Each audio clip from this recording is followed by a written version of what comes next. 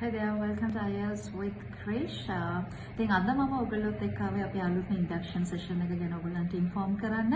ඉතින් මේ වෙනකොට ගොඩක් ස්ටුඩන්ට්ස් වලට තියෙන ප්‍රශ්නයක් තමයි සමහර රටවල් වල ඇප්ලිකේෂන් කෝල් කරලා මේ දවස්වල ඉතින් ස්ටුඩන්ට් වීසා එහෙම ප්‍රොසෙස් වෙන කාලේ නේ ඉන්ටෙක්ස් ගොඩක් පටන් ගන්න යන කාලේ අවුරුද්දේ අන්තිම. ඉතින් මෙන්න මේ වගේ අයට විශේෂයෙන් ඉන්ටෙන්සිව් කෝසස් කරන්න බලාගෙන ඉන්න අයට අපි ලෑස්ති කරලා තියෙනවා ඔයගොල්ලන්ට ක්‍රෑෂ් කෝස් එකක්. ඉතින් මේ ක්‍රෑෂ් කෝස් එක අපි දවස් 12කට තමයි ප්ලෑන් කරලා තියෙන්නේ. ඒ වගේම අපි ජෙනරල් කෝස් එකත් පටන් ගන්නවා ඔක්තෝබර් මාසේ 1 වෙනිදා.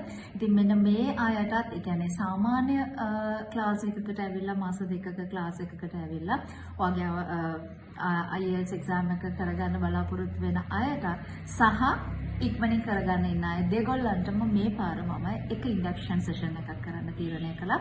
ඉතින් ඔයාලට අවශ්‍ය ආයතනය ගැන සහ ඔයාලගේ රික්වයර්මන්ට් එකට අපෙන් ලැබිය යුතු දේවල් ලැබෙනවද කියන දේ ඔයාලට තීරණය කරන්න පුළුවන්.